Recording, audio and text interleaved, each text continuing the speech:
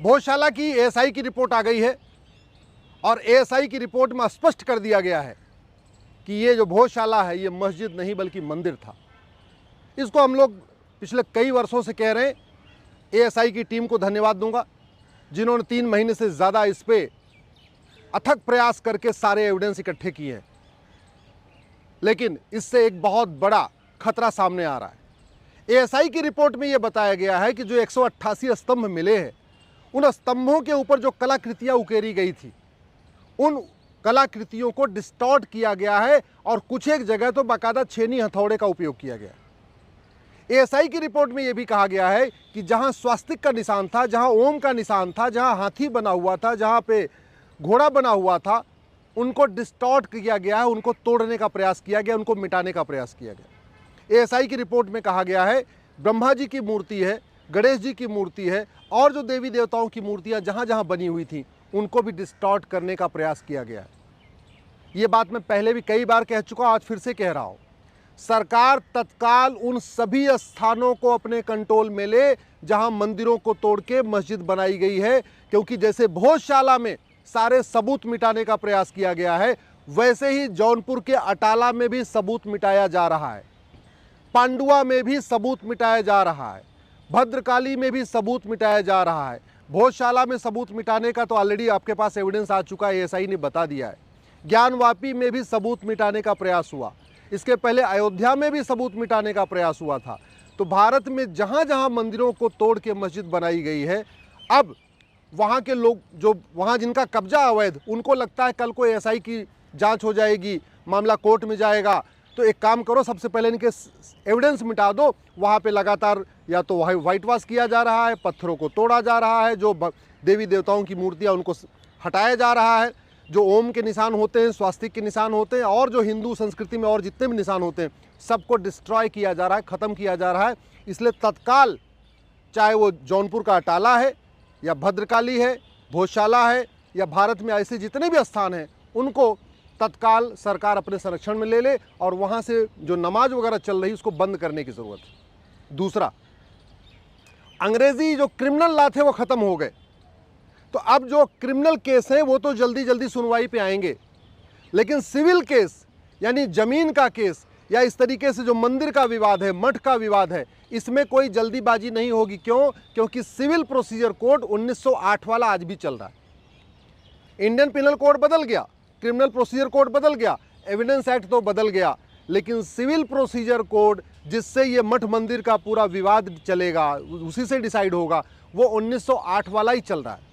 इसलिए मेरा सरकार से ये भी निवेदन है, तत्काल 1908 का सिविल प्रोसीजर कोड भी बदलें, उसमें भी इलेक्ट्रॉनिक एविडेंस को शामिल करें। और इससे भी ज़्यादा ज़रूरी है कि झूठी गवाही और झूठे हलफनामा को गंभीर अपराध घोषित करें। ये मुकदमा लंबा इसलिए चलेगा क्योंकि इसमें झूठी गवाहियां होंगी, जानते हुए, जो जानते हैं कि भोजशाला मंदिर पहले मंदिर था, जौनपुर में अटाला पहले मंदिर था, भद्रकाली अहमदाबाद में भद्रकाली पहले मंदिर था, या विदिशा का जो मंदिर है वो भी पहले मंदिर था, या आपके पांडुआ में पहले मंदिर था। सबको पता है, जिन लोगों ने अवैध कब्जा किया हुआ है और वहाँ पे नमाज पढ़ रहे हैं, उनको पता है कि ये पहले मंदिर था, इसको तोड़ा गया है, क्योंकि तोड़ने वालों ने खुद ही कहीं न कहीं लिखवाया हुआ है कि हाँ हमने तोड़वाया। इसके बावजूद जब मुकदमा चलेगा तो झूठी गवाही होगी, झूठा हलफनामा होगा, झूठे एविडेंस दिए जाएंगे, झूठे तर्क दिए जाएंगे। और वो क्यों दिए जाएंगे? क्योंकि झूठ बोलना गंभीर अपराध नहीं है। तो अगर हम चाहते हैं कि ये मुकदमे जल्दी जल्दी डिसाइड हों, और वो जल्दी डिसाइड करना इसलिए ज़रूरी है कि जल्दी शांति आ जाए। जब तक ये मुकदमा चलेगा district court, high court, supreme court में, तब तक शांति नहीं आएगी। मीडिया डिबेट होगी, रोज़ चर्चा होती रहेगी, तो कम्युनिटीज़ के बीच में अशांति फैली रहेगी।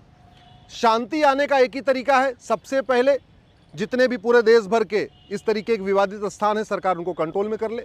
एक साथ सभी जगहों पे एएसआई का सर्वे करा के सारे एविडेंस इकट्ठा कर ले, क्योंकि पहले जितने बर्बाद हो गए, चलो वो तो बर्बाद हो गए, कम से कम जो बचे हुए प्रमाण हैं मंदिर के वो न बर्बाद हो पाए। इसलिए फटाफट सभी स्थानों का एएसआई का जांच कराना जरूरी है।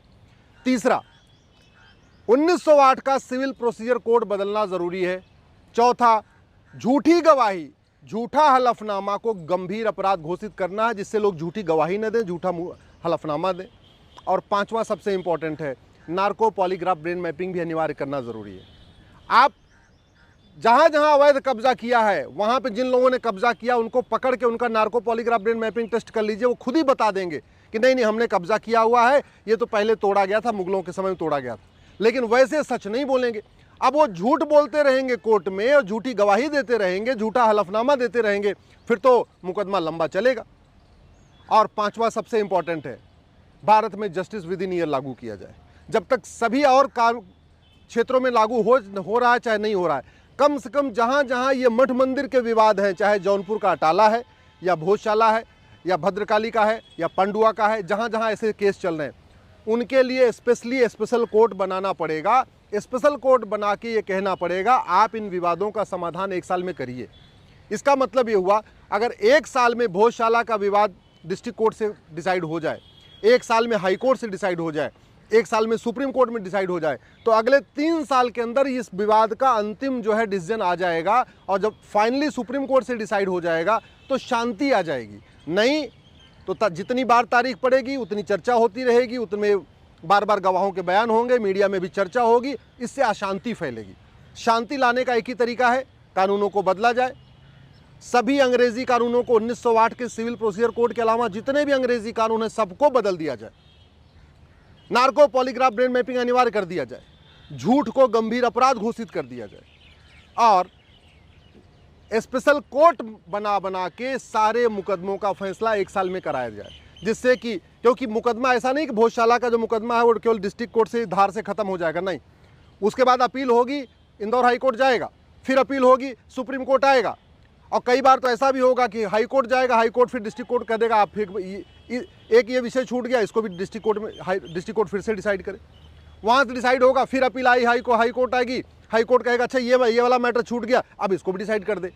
तो मेरा ये कहना है कि जितने भी सवाल हैं वो सारे फ्रेम हो जाएं और एक ही बार में डिस्ट्रिक्ट कोर्ट उनको डिसाइड कर दे। जितने भी सवाल हैं, जितने भी डाउट हैं, वो सारे लिख दिए जाएं, एक ही बार में उसको हाई कोर्ट डिसाइड कर दे, एक ही बार में सुप्रीम कोर्ट डिसाइड कर दे, तो समाज में शांति आएगी। इसलिए मैं माननीय सुप्रीम कोर्ट से भी निवेदन करता हूं, इस मामले में खुद पहल करें और देश भर की सभी जिला अदालतों से कहें कि जहां जहां मठ मंदिर का विवाद है उसके लिए स्पेशल कोर्ट बनाई जाए। जो सीनियर मोस्ट जिले में जो सीनियर मोस्ट जज हो, मेरा तो ये मानना है कि जितने मठ मंदिर के विवाद हैं वो मजिस्ट्रेट कोर्ट में चलाने की बजाय या जूनियर जज के यहाँ चलाने के बजाय सीधे सीधे डिस्ट्रिक्ट जज के यहाँ चले। और ज़्यादा करना है तो सुप्रीम कोर्ट ये भी आदेश कर दे कि भाई डिस्ट्रिक्ट कोर्ट भी, जो डिस्ट्रिक्ट जज बैठेंगे वो भी डिवीजन मंच में बैठेंगे, यानी टॉप 2 जज, यानी डिस्ट्रिक्ट जज और उनके ठीक उनके जो जूनियर जज हैं नंबर 2 वाले, ये दोनों जज बैठ जाए। ऐसे हाई कोर्ट में भी मठ मंदिर का विवाद सिंगल जज के यहाँ न चलाएं। नहीं, कई बार ऐसा होगा सिंगल जज के यहाँ डिसाइड होगा, फिर उसकी अपील डिवीजन बेंच में होगी, तो फिर टाइम खराब होगा। हाई कोर्ट में भी मठ मंदिर का विवाद सीधे सीधे डिवीजन बेंच सुने, जिससे दोबारा वहाँ अपील करने का मौका ही न रहे। और सुप्रीम कोर्ट में भी 2 जज सुने या 3 जज सुने, जो भी डिसाइड कर ले, लेकिन 1-1 साल के अंदर मुकदमे का फैसला करें। इसके अलावा जो सबसे इम्पॉर्टेंट है, अब समय आ गया है भारत में एक भारतीय धरोहर संहिता बनाई जाए, यूनिफॉर्म हेरिटेज कोड बनाया जाए। कॉन्स्टिट्यूशन के लिखा भी, डायरेक्टिव प्रिंसिपल में लिखा भी है कि जितनी हमारी हेरिटेज हैं, जो हमारी धरोहरें हैं, उनको संरक्षित करना, उनको प्रोटेक्ट करना, ये सरकार की ड्यूटी है। दुर्भाग्यवश उस पर कभी न तो संसद में चर्चा होती है न सुप्रीम कोर्ट में चर्चा होती है। जो हमारे ये भोजशाला है, जो हमारा अटाला है, जो मेरा भद्रकाली है, या हमारा ज्ञानवापी है या पांडुआ है, ये हमारी सांस्कृतिक धरोहर है, ये हमारी धार्मिक धरोहर है, ये हमारी ऐतिहासिक धरोहर है। इन धरोहरों को संरक्षित करना सरकार की ड्यूटी है, लेकिन वो पूरे देश में अलग अलग सरकारें हैं, तो उसका समाधान एक ही है कि एक भारतीय धरोहर संहिता बनाई जाए, तब विवादों का समाधान जल्दी होगा। भारतीय धरोहर संहिता हो, जस्टिस विद इन ईयर हो, झूठ गंभीर अपराध हो, हर जिले में स्पेशल कोर्ट बने, हाई कोर्ट में भी स्पेशल कोर्ट बने, 1-1 साल के अंदर डिसाइड हो, यही अस्थायी समाधान है। नहीं तो 50-50 साल चलेगा।